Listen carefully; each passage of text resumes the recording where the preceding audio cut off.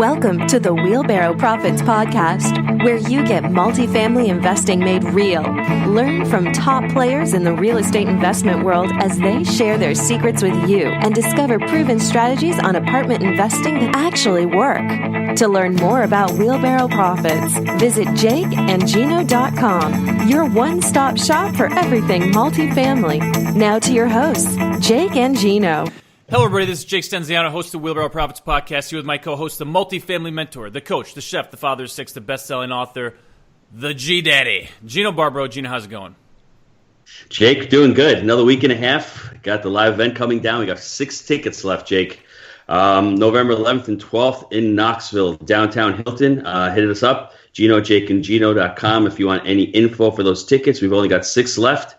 We've got 160 people signed up so far, Jake. It's going to be a great event. So supply and demand, are you charging double now? Nah, not really. Not like that. You know how we are, bro. We give everything away for free. So Okay, so before we get this one kicked off, let's give a quick shout-out to our sponsor, CrowdStreet, who knows you don't have to know a guy to find a quality commercial real estate investment opportunity. Learn more at crowdstreet.com/wheelbarrow. And for visiting their site, they're going to give you a free gift. Kind of like you, Gino. Always giving everything away for free, man. You got to give it away, bro. Reciprocity.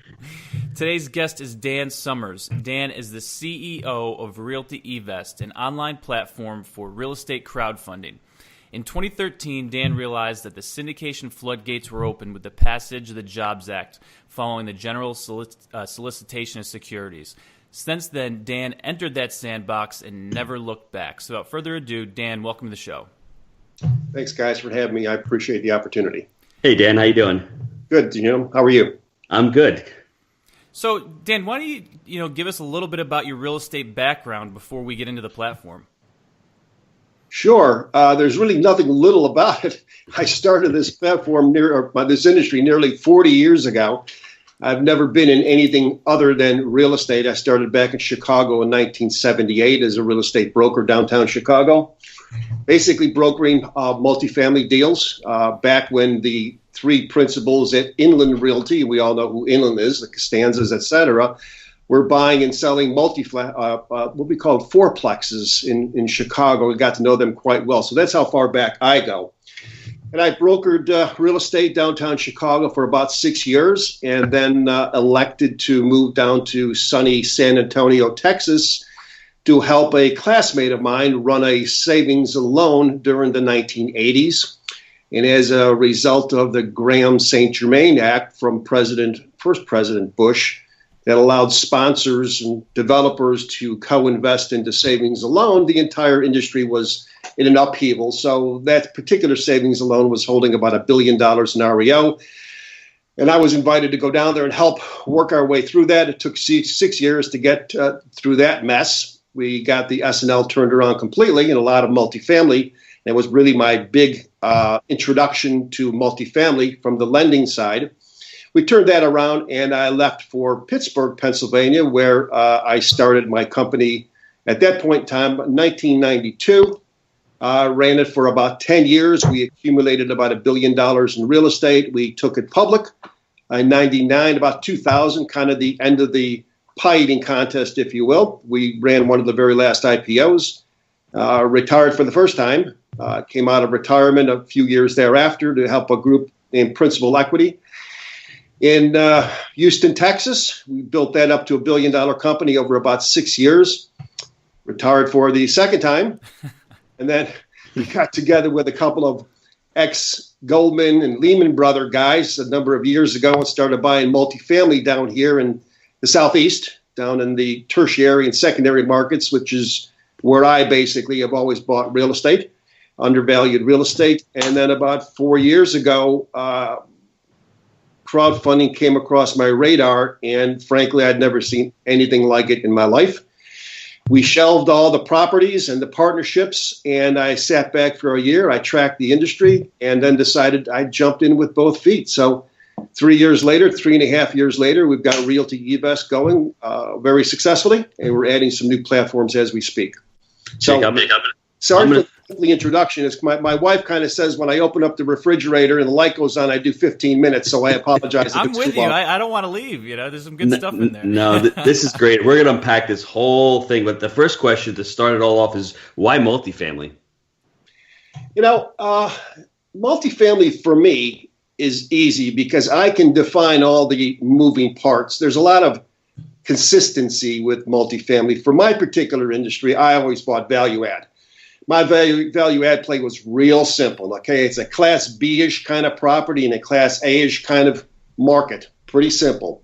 Stay off the radar. So I went down into Mobile. I went to Gainesville. I went to Huntsville. I bought in secondary markets. And I'm only dealing with 1-year leases. So it's pretty simple to define all the moving parts. The operating expenses are what they are. Okay, I buy mismanaged properties. I can look at line items and tell you if they're within 3 or 4% of where they should be. So within a couple of hours, I can more or less figure out the entire value add play, obviously subject to walking each unit. But at the end of the day, the numbers are what they are. I never buy on a cap rate going in, but I always sell on a cap rate going out. So it's a 3-year deal. It takes 2 years to go through the revolution of a rent roll, start from the front to the back. And then the third year is a trailing 12, and I sell my deals on a trailing 12 cap rate. So it's pretty simple stuff, to tell you the truth. Do you remember your first deal? Yeah, I do. What was it? Mid-1980s, Austin, Texas. I joined up with the mattress king of Los Angeles. I was a young pup without 2 nickels to rub together, but I knew the industry, was introduced to this gentleman, and he said, look, I'll put up the money. We'll do a 50-50, which was awfully generous partnership. We lived in San Antonio at the time. It's at the tail end of my savings and loan career. And we took 3 years. We did just as I said. Great location, B property, A location. Went in and attacked the mismanagement, moving parts, the expenses, pushed the rents. Year 2, we had it stabilized, ran it for a year, sold it on a trailing 12, and got out, moved up to Pittsburgh. The Rust Belt. Wow. So what? Yeah. What markets are you looking at right now, or what markets do you think would be really good for an investor right now to be looking at? Anywhere the big guys aren't. Okay, and that's getting harder and harder as we speak. Once again, my equations. Gainesville, okay, as an example. We own a lot in Gainesville. A couple of years ago, 4 or 5 years ago, we started buying there, and you got 2 huge forces there. You have obviously the university, and you have Shands, okay, and they're not building any new products. So we were able to get in there and buy some situations. We knew that we could renovate the properties. We knew we had a rent roll that could be built internally from the students and obviously the residents at the hospital. We like Huntsville. Most people don't understand Huntsville as an example. Huntsville has more engineers per capita than anywhere else in the entire United States. The household income is higher. It's $58,000 per household. It's one of the highest in the entire United States also. So those are the kind of markets I like. I like Mobile, obviously, with the opening of the Panama Canal. Blew open the ability to import more product. I like Hattiesburg. You have 1 railway going out of Mobile and 4 railways leaving Hattiesburg. So they're getting all the imported cargo from Mobile. There's a 2,500-acre distribution center that's just being finished, and they've got 4 railways leading out of Hattiesburg. It's pretty simple stuff. Plus, you have the university. So that's the kind of stuff I look for.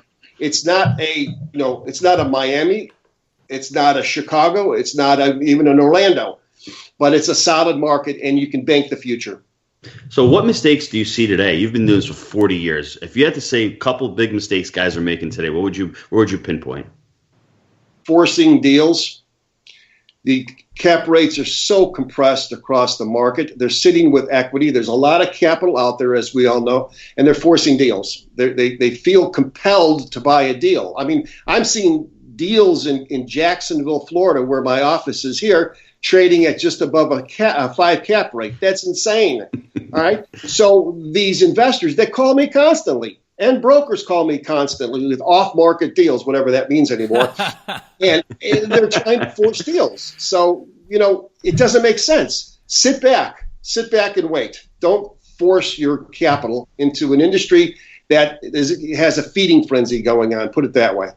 Dan, I have a quick story to tell you and the listeners. I tried to get down to Jacksonville in August of 2015. I missed the market by 6 months because I couldn't sell my house. We had a prominent figure on our show telling me that I was crazy buying in Jacksonville. That's a crazy market. And I thought the same thing you did. I had an inkling that Amazon was coming down. I knew jobs were here. I mean, it was just beneath the institutional radar. A year later, this prominent guy is buying stuff in Jacksonville. So if he had listened to me, he probably would have bought stuff a lot cheaper. But now he's the guy saying, hey, I'm buying in Jacksonville now, where he was scoffing at our idea to buy. So I totally and 100% agree with you staying beneath that radar. Yeah, look for trends. Jacksonville is a great example. With the fulfillment center going in, a lot of people don't realize how vibrant Jacksonville, Florida is. The fulfillment center is next to the airport, 1,400 new jobs. You've got Budweiser, you've got Bacardi Rum, and you've got Swisher Sweets, the largest cigar factory in the world, all in the northeast section of Jacksonville. What a great place. We actually have a crowdfunding client of ours we're raising capital for, is putting up a new townhome development right in the middle of it. It's like, wow, what a great location, what a great opportunity. So, yeah, it's looking at all the moving parts and staying below the radar where the big guys aren't going. What's changed over your career, over the 40 years that you think in your industry, other than this crowdfunding platform? What do you see that's changed? It's a great question. Obviously, the technology has changed, and the ability to make decisions is much faster. When I took my company public, I had 147 full-time employees. If I had that company today, I could run the same company with 10 employees. So the ability to make, because of technology, snap decisions. You've got so much data at your fingertips immediately versus the old days when, it was prior to CoStar and so on. It was just a lot of labor. The immediacy of information is staggering as opposed to back in the 70s and the 80s and even the early 90s. So a lot gets done in a very short period of time. So you've got to be able to react fast. This is not a 101 game. This is a big boy game if you really want to get into the industry, because you have to be A, well capitalized, and B, be able to dance in the balls of your feet and make pretty quick decisions quickly. Dan, what do you think about this nonsense we just talked about a couple minutes ago with these off-market deals? Jake and I keep coming up against this, where the guy's coming in saying they're direct to the buyer and to the seller and all. Have you gone through this in your career early on? Early on? Yeah. No. Okay, because I see LinkedIn as being a problem with this. Guys put deals on, and I mean, so what would you do with that instance? What do you do? Because we're having trouble breaking through, trying to get through to the principal. I mean, what is your advice on that, on a situation like that? Well, if you're trying to get through to the principal, that's different. That's a laborious, long endeavor. That takes a long time, and unless you know the principals, which is difficult to do nowadays, have a track record experience with those individuals. It's an uphill battle, if not impossible. You're going to get old and gray like me before you start cranking deals. So, the best advice is the brokerage community has always been good to me, if you're good to them. You got to be known as not being a retrader. All right. So if you're a retrader, the brokerage community talks, and they know that you're going to come in at X and then you're going to retrade them at the last second, and no one likes that. Okay, and my reputation in the industry has been, I don't retrade, man. I go in with my best number, and unless there's something structural or a financial issue, it is what it is. But I would get my half a dozen brokers, solid brokers within the industry, and I'd get to know them well. Make sure they know that, you can perform. Performance is the difference between success and not being successful. And in the broker's eye, if you can pull the trigger, and you have pulled the trigger historically, you're going to get their attention. Let's face it, it's all about making money. At the end of the day, they have enough friends and you have enough friends. They're not looking for more friends. This is about making money. So if you can prove to them that you can pull the trigger, you don't retrade, okay, you're going to get their attention. It's that simple. It's performance. So Jake and I always hear this question. Well, I've never done a deal before. How do I get my credibility? How do I get into that first deal? Can you walk us through your very first deal and how you got credibility and how you got somebody to give you 50-50 with no money down? Because that's pretty awesome. Yeah, it was a stroke of luck. I was coming out of an industry, the savings loan industry, that gave me tremendous credibility. So, you've got to have a stellar reputation in whatever capacity you're working, and you've got to be able to pull references. So your credibility and your history, your knowledge has got to be there. And don't try to do a 250 unit deal as your first deal, which I was fortuitous enough to do. But get that greed gland smaller and look for a smaller deal in your own community. Make sure that you know your numbers, you know the deal inside and out. There's a lot of capital out there, all right? The difference today versus then is that there's so much capital out there that the rates are being driven down, okay? But there's so many deals out there and so many investors you're competing about. It's a mismatch. So it's tough. It's a difficult chore. So build up your credibility slowly in whatever industry you're in. Get out and schmooze and get to meet the investors, go to these conferences, press the flesh. And it just takes time. Nothing happens overnight in this business. And if you want it to happen overnight in this business, it ain't going to happen. So if you had to pull out your crystal ball, what do you think the future holds? Because I keep telling people it's not a matter of if, it's a matter of when. When are these cap rates going to come back up, and when are things going to slow down, and when is the capital going to dry up and go to gold or go to something else? What do you see happening in the future? Look, there's a great book called The Tipping Point. Put it on your read list. It's tremendous. And what it talks about is when all of the stars are aligned and things are going really good, when do you hit that pinnacle? When does it tip? When does it go over the edge, both, successfully or a downward slope? What's that pinnacle that has to happen? And in the real estate industry, especially multifamily, there's a couple of moving parts here. So the metrics are this. GDP, gross domestic product, when that's ticking up, you're going to see vacancy rates ticking down and rentals ticking up. So keep your eye on those metrics. When the GDP starts to slump a little bit and vacancies start to go up a little bit, and vacancy and rental rates slow down, you're hitting that tipping point, and that's when there's going to be a downward slope. And conversely, it's true too. So keep your eye on those metrics, and that's a pretty good telltale. Wow, I don't know when that's going to happen. That crowdfunding, what got you into crowdfunding? I could talk about multifamily with you all day, but I want to jump into crowdfunding a little bit, because I know when I sat down with you, you're not the typical crowdfunding guy. You had all these guys, millennials, 30s and 40s, getting into it with technology. What drew you to crowdfunding, and what did you see that really, made you get out of multifamily and focus on this specifically? Well, when I built my company back in the 90s, I did it the old-fashioned way through private placement memorandums, PPMs. They cost you $15,000, $20,000 a piece, 30 days to register them with the SEC. You can only solicit friends, clients, CPAs, attorneys, pass the hat at the cathedral or the synagogue. You had a lot of restrictions on how you could raise money, kind of like the current 506B offerings. You can't generally solicit, but in 2012, Obama passed the Jobs Act, and it really blew open the floodgates for general solicitation. So when I saw that you could now generally solicit the sale of real estate securities, this was the greatest thing since the CMBS invention by Ethan Penner. Okay, it's wow. So I sat back for about a year, unfortunately, because the industry took off so fast that 4 or 5 companies that got in 12 months ahead of me became the 800-pound gorilla overnight. So when I saw the general solicitation of real estate opportunities, I immediately dropped what I was doing, and I learned about the crowdfunding industry from inside out. We did a white label the first 18 months, which was unfortunately a disaster in terms of the technology, because something would break on my site, and we'd have to reach out to New York, then we'd reach out to San Francisco, then reach out to India, and I'd be put in the queue, and next thing I know, 48, 72 hours later, I'm finally getting fixed. So I made the decision to build my company once again and vertically integrated. So we built a complete digital marketing team with millennials. I brought back my original underwriting team, real estate underwriting team. So now we're vertically integrated. So the ability to reach out digitally and promote my deals, my site, to tens of thousands of people in a matter of minutes is something historically you've never been allowed to do.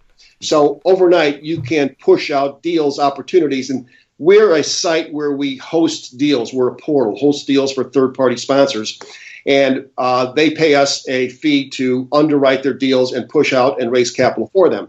So just the fact that technology has allowed us to reach out to tens of thousands of investors, at a moment's notice, is why I matriculated into the crowdfunding industry. It's staggering. That's awesome. That's one of the big pros. Can you give me a couple other pros of crowdfunding and maybe some cons, some negatives of crowdfunding? Well, let me tell you about the negative. There is a big negative.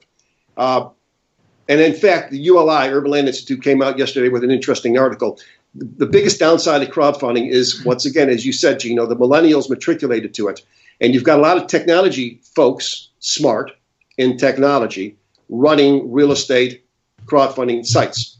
And as the ULI said, you need at least 10 years of experience to be able to underwrite a real estate opportunity correctly and have the right intuition, the right feel for a deal. And there's a lot of intuitiveness into this industry, as you know. So I see a lot of the sites that are out there today not manned with the correct real estate acumen, if you will, and experience. So that is a huge con.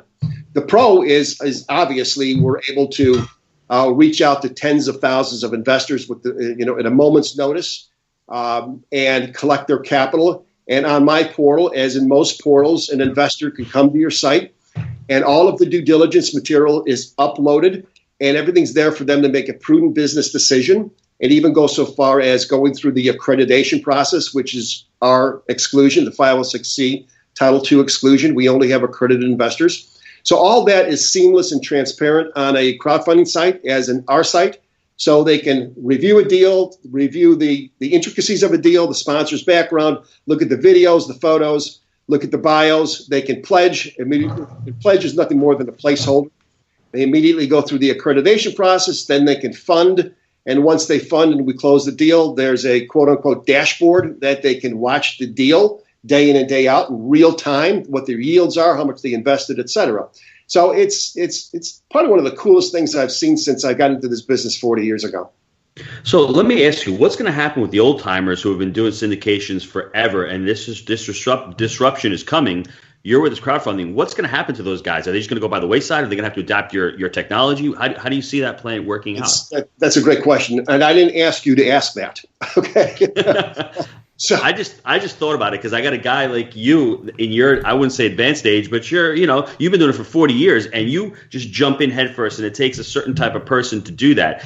An entrepreneur to see this is all about technology. You're not a technology guy. You're a real estate guy. So for you to take that leap into it is just because you're an entrepreneur. You see it. But there's a lot of guys out there who are stuck in their way, and I don't know how they're going to get out of their way.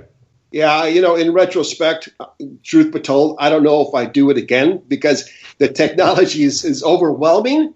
All right, mm-hmm. I brought in some really smart kids, millennials that, when you go to my site, it's nice, it's beautiful. We wrote every line of code. They wrote every line of code there, and it works like a fine-tuned piece of machinery. But let me answer your question. I started out by saying we have another platform or two. So a couple of weeks ago, we introduced the RealtyeVest marketplace. The marketplace is for sponsors, as you suggested, the old-time sponsors, but sponsors that use the traditional methods of writing PPMs, dialing for dollars, having internal registered investment advisors, and so on. What we've done with our marketplace is we basically unbolted our front end and taken their front end and bolted it onto our technology. So we basically become their back office technology department. So we offer sponsors the ability to upload all of their data. They can push that data, as on my site, identically out to their thousands of investors. Their investors can go to their site, which uses all of our bells and whistles, all of our technology, and they can review their deal. They can look at all the documentation. They can execute. Everything's fully automated. and they can pledge, they can get accredited, they can fund into the sponsors' escrow accounts, close the transaction. And the cool thing about this is we have a customized CRM, customer. It's a platform in which the sponsors can see who's investing, when they invest, how much they invested, where they are in the pledging process, the accreditation process, how much they invested, et cetera. In addition to that, they also get a dashboard. So they have real-time data at their fingertips, how much has been invested, how much has been pledged, et cetera, how much is sitting in the escrow account. So we basically give them their entire crowdfunding technology, but their face, their website in front of it. So that's where this is going. And we work hand in hand. So it's not a white label program. We upload all the information. We're their partners, okay, during this offering. So we offer the marketplace for one deal. We develop their website, their offering page. We also push that out to our 15,000 accredited investors in addition. So we become supplemental capital for them. They become the primary source of capital raising with their investors, but they use our technology. How do you pre-street these deals as far as once you get on, you've got Jake and Gino and 30 other investors going out there. How do you look at the deals and choose deals to get onto your platform? That's the advantage of having been in the business for 40 years. Okay, we know all the moving parts. We can look at a multifamily deal, and in 8 hours, we can tell you every moving part better than the sponsor knows it. So a lot of it's innate, a lot of it's intuitiveness. We understand the ratios. We know where to go to get the comps. So we pull the comps. We pull background checks on the sponsors, okay? And I've been caught more than once, which, shame on me, but it doesn't happen anymore. So we do a great background check on the sponsors, make sure that they are, who they say they are. They've got experience. They've closed a lot of deals. We look at all the line items. We look at the asset. We underwrite the asset. We underwrite the physical plant. We also underwrite the community. So it's a 7-day process for us to onboard a deal. So and this is key. We invest. RealtyeVest invests in every deal that's on my site. So our investors know that if it's on my site, Dan and Gene Summers have invested, will invest in this deal. Right? So we're very careful with, and I'm telling you, there's no one else in the industry that does that. So yes, I like that. That's skin in the game. Yeah, that's the name of the game. I agree with that. How do you get users to sign up as accredited investors? How do you get guys to get onto your platform? Well, that's where general solicitation comes in. It's pretty cool. We have a national advertising company out of Irvine, California, that build our national footprint, our national brand. So we do a lot of blogging. We do write a lot of articles. We have an organic and paid digital marketing campaign. So we do the typical stuff, okay? But the paid marketing, keywords, SEO, et cetera. But then we do we get a lot of press releases. We get picked up by the press quite a bit.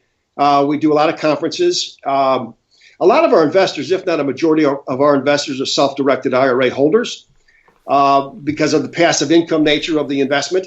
So I do a lot of conferences and webinars with self-directed IRAs. So I'll stand in front of 300 self-directed IRA holders and explain crowdfunding. And the original name of the company, this is funny, the original name of the company was IHT Realty. And no one could really buy into IHT Realty. It's like, Marcus and Millichap, what do you guys do, sell houses? And eventually I was standing in front of a group down at Orlando, and I was talking about IHT Realty and crowdfunding, and I brought up, E-Trade. And all of a sudden, it was like a light went off. It was no longer deer in the headlights. They identified with E-Trade with the crowdfunding. So we came back immediately, and we changed the name, rebranded it to RealtyeVest. And now there's a bridge between E-Trade and eVest. It's the electronic investment into our opportunities between pickleball games. So it's kind of fun.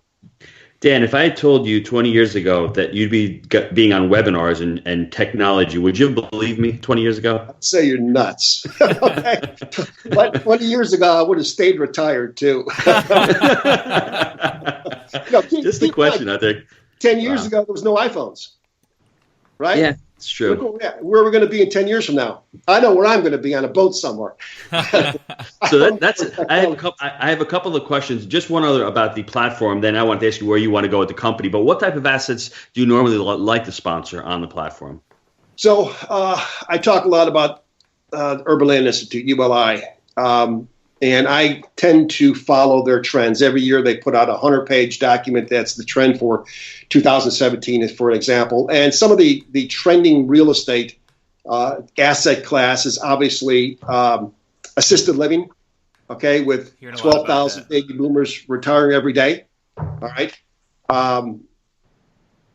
Assisted living is definitely here to stay for decades. It's not a flash in the pan. It's going to be here for years and years and years and years. So we subscribe to assisted living. We like affordable housing.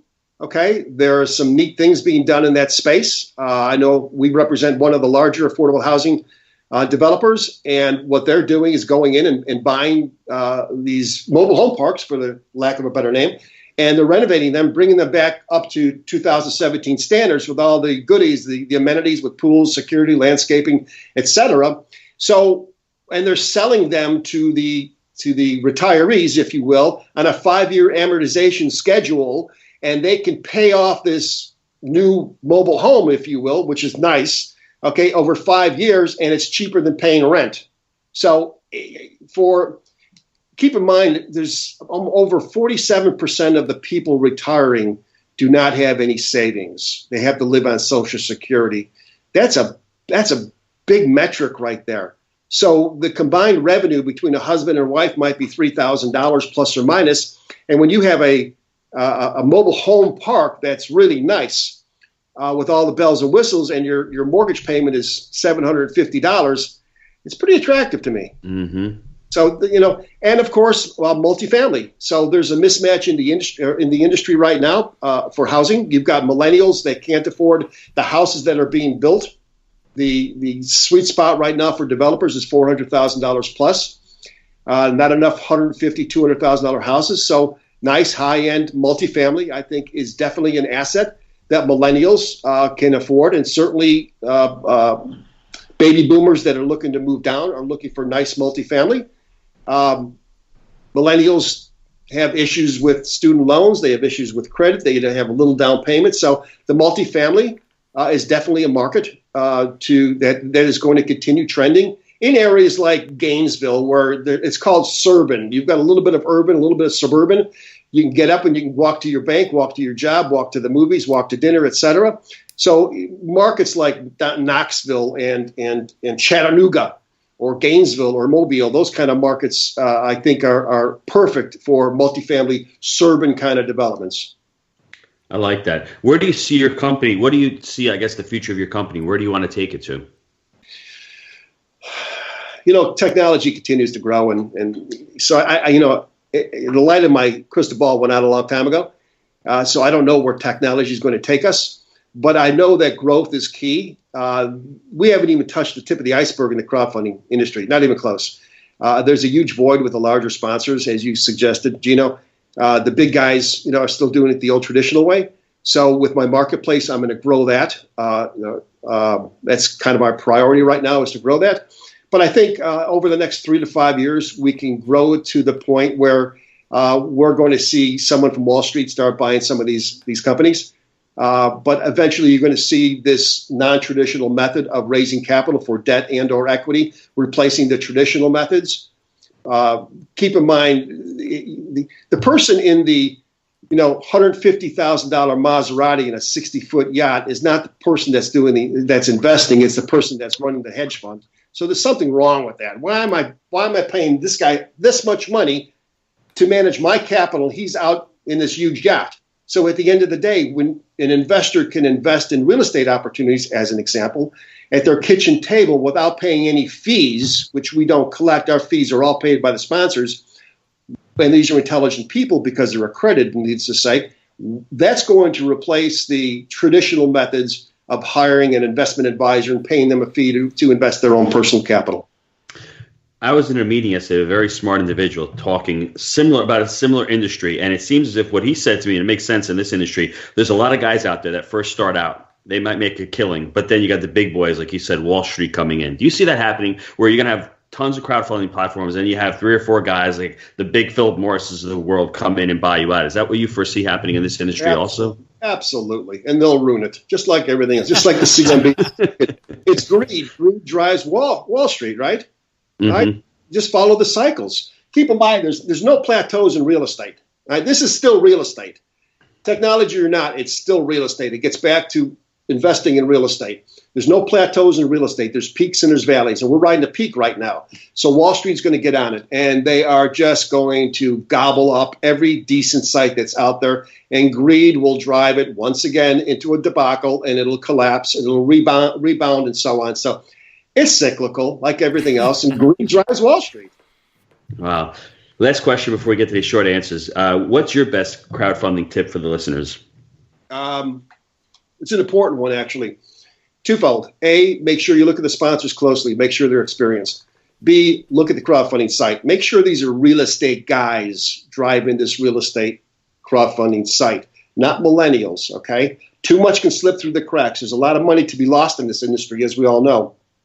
So look at the experience of the sponsor. Look at the experience of the people that run this crowdfunding company. It's not technology. It's real estate. Very cool. Guys, let's take a quick break before we get to the short answers section to discuss our sponsor, and that's CrowdStreet. And CrowdStreet believes that investors of all sizes should have access to quality commercial real estate investment opportunities. The CrowdStreet marketplace features vetted commercial real estate investment offerings from over 100 sponsors from across the U.S.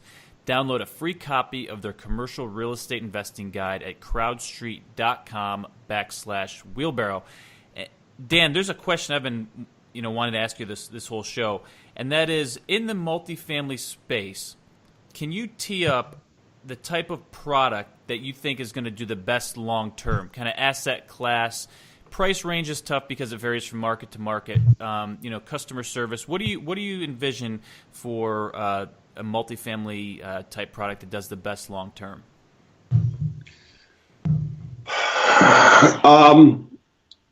I have to answer that by suggesting that the market is probably the most important driving factor when making that decision. Okay. So I would look at a market, as I suggested earlier, kind of a suburban kind of market where there's a blend of, an urban environment, not necessarily downtown, but perhaps on the outskirts. So once again, you can walk to work, walk to, et cetera. But more importantly, I think it's a Class A multifamily operation. You've got millennials that want to buy, but for one reason or not, they can't, but they are starting to make some money. So they're making $60,000, $70,000 a year. And you have the baby boomers moving down, but they don't want to move down to a Class B property in a Class B community. So they still want to be able to get around and go eat dinner and go to the movies. And they want to live in a nice, $1,500 a month apartment or $1,000 a month apartment. So I would say a Class A minus in kind of an urban kind of market, collegiate kind of market, if you will. That's what I'm looking at personally, and that's got legs. That's got some long-term legs to it. Dan, you haven't. Is it any coincidence you haven't mentioned anything up in the Northeast or on the West Coast, or you just stay away from those markets like Jake and I do, or is there a reason why you don't like those markets? Well, no, I love the markets. I'm from Chicago, born and raised. I love it. But buying in Chicago is like buying in Miami. All right. But you also have that additional line item that I don't like. And that's snow shoveling. You're dealing with the climate, the cold, and the moving parts that come with the cold. Mm-hmm. The West Coast, there's too much crazy money out there. They're overpaying for everything. So, I like where I'm at. Okay. I've got it figured out. West Coast has got a lot of silly money out there, and a lot of Asian money going out to the West Coast. You can't compete with the European capital. They're just putting money over here. They're not looking for yields. It's the same thing in the Northeast, in Boston, New York, Chicago. A lot of silly money going up there. I understand the Southeast. There's no line item like snow shoveling or air conditioners to work with, so it's easier to define, and it's my backyard. Gotcha. What is your best habit for success? Something that you do on a weekly or daily basis that's led to your success?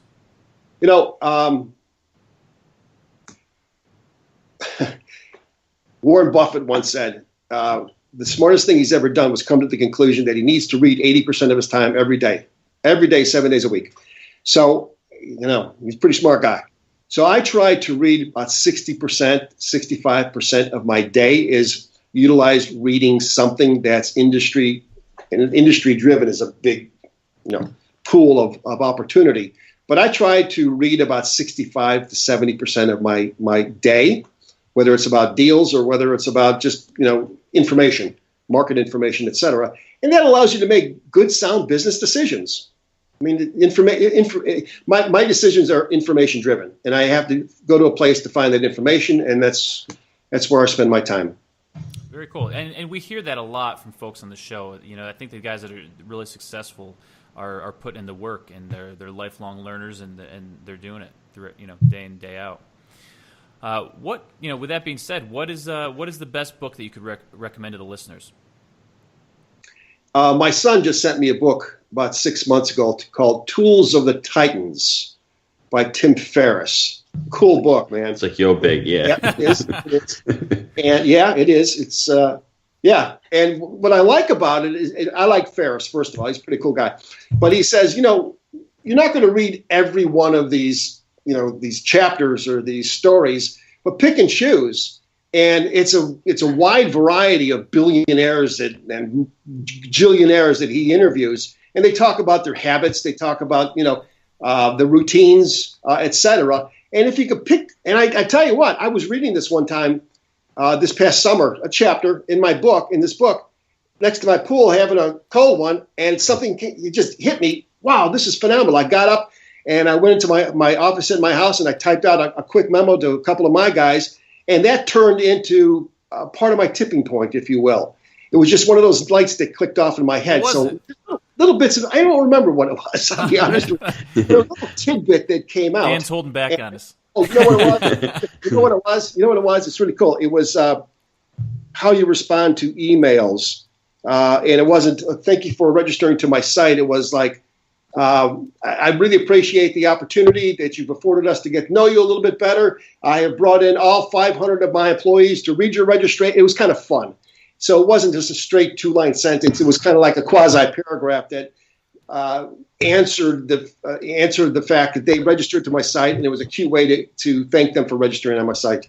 Cool. Yeah. What project are you excited about right now? The marketplace. We've just launched it. The response has been staggering by some of the who's who in the industry. We've only started this 2 weeks ago. We started building the marketplace 90 days ago. We kicked out the first national press release at the beginning of last week. We've already signed up a number of national and regional clients. We feel that this is the future. This is certainly the future of RealtyeVest, but certainly the future of technology for the bigger sponsors. The fact that it's hard to get into this space. It takes a long time to write the code. It's a lot of money. And it's 6 months of your life. You can get into it almost overnight using my marketplace. So it's pretty cool. I think the reason it's so important, we use property management software for our management company, right? We need some type of product there to manage the relationship between our business and our tenants, our customers. But when you're raising money, it's no different. You need that software there. You need that go-between for you and your customers, which are your investors. So, for Gino and myself, I think this is a big need in the industry, and I think you'll be very successful with it. So, nice job there. Thank you. What is the best way for listeners to get a hold of you or your company? Well, strangely enough, I field all my own phone calls. Okay. So I get phone calls 7 days a week, literally. And I was on the phone 10 o'clock last night with someone out of Portland. The company is RealtyeVest. The site is realtyevest.com. My email is D as in Dan, D Summers, SUMMERS @realtyevest.com. And direct cell number is 904-501-7693. That's a real man right there, Gino, willing to put out the digits on the Dude, call, 7 days a week. I love that. It's funny. I saw a Cardone thing says if you're not a millionaire, you shouldn't be taking weekends off. I don't know what Dan maybe should be taking those weekends off, but it's not about the money, my friend. It's about making it happen, right, Jake? That is awesome. That's really cool. So what I really loved about this show is, you can tell when you're speaking to a guy who's been there and done that. And I just, Dan has been a wealth of knowledge. I love the real estate experience. I think that was my favorite part about the show because, look, someone else that's doing it, you can tell when they've been there and done that. So, Dan, really appreciate your time on the show today. And Dan, there's another thing. We haven't gotten into the prosciutto, into farming or anything. So, I mean, if somebody wants to learn more about Dan's background, hit him up. Because he's got a lot of great stories. I mean, he's been through how many market cycles? 5 or 6. So he knows the ups and the downs. And I've got the scars.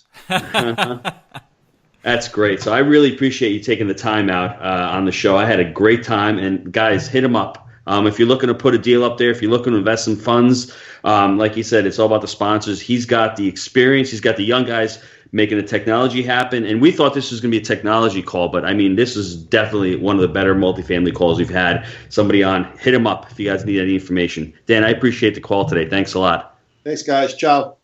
We trust that you enjoyed the Wheelbarrow Profits podcast. Visit jakeandgino.com, your one-stop shop for everything multifamily. See you next time when Jake and Gino share more of their investing secrets with you.